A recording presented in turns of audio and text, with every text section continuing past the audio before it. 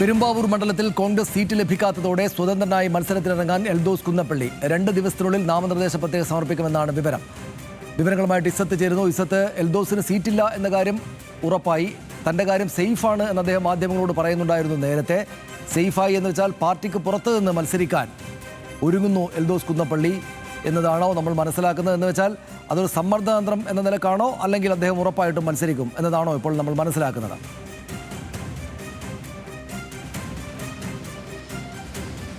സനീഷ് നേരത്തെ പറഞ്ഞതുപോലെ തന്നെ ഏകദേശം ഇപ്പോൾ സീറ്റിന്റെ കാര്യത്തിൽ ഉറപ്പായി കഴിഞ്ഞു. എൽദോസ് കുന്നപ്പള്ളിക്ക് പെരുമ്പാവൂർ സീറ്റ് ലഭിച്ചിട്ടില്ല. അങ്ങനെയെങ്കിൽ തീർച്ചയായിട്ടും സ്വതന്ത്രനായി മത്സരിക്കുമെന്നാണ് നമുക്ക് ഏറ്റവും ഒടുവിൽ ലഭിക്കുന്ന വിവരം.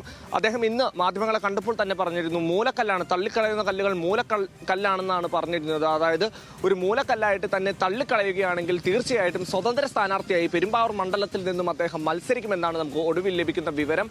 ഏതായാലും ഇന്നിനി സ്ഥാനാർത്ഥി പട്ടിക പുറത്തു വരുന്നതോടുകൂടിയാണ് ഇതിനകത്തൊരു കൃത്യമായ കാര്യം നമുക്ക് പറയാൻ സാധിക്കുള്ളൂ.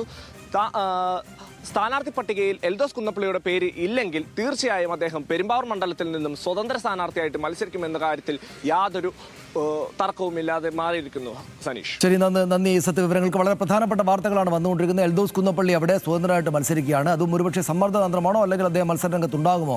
അദ്ദേഹം ഈ സ്വതന്ത്രമായിട്ട് മത്സരിക്കുമെന്ന് പ്രഖ്യാപിച്ചതോടെ കോൺഗ്രസ് ഒന്നുകൂടി ആലോചിച്ച് സീറ്റ് നൽകാൻ തീരുമാനിക്കുമോ? ഇത്തരം കാര്യങ്ങളെല്ലാം വരും നിമിഷങ്ങളാണ് അറിയേണ്ടത്. ഏതായാലും 21 ദിവസം മാത്രമാണ് ഇനി ബാക്കിയുള്ളത് ഈ തെരഞ്ഞെടുപ്പ് ദിനത്തിലേക്ക് എത്താൻ.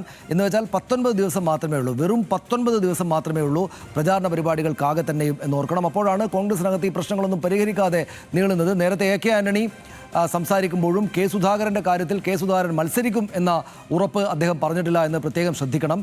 അദ്ദേഹത്തിൻ്റെ കാര്യമായിട്ട് അവസാനം പറഞ്ഞ ഇപ്പോഴത്തെ നേതാക്കളാണ് പ്രധാനപ്പെട്ട ആളുകൾ.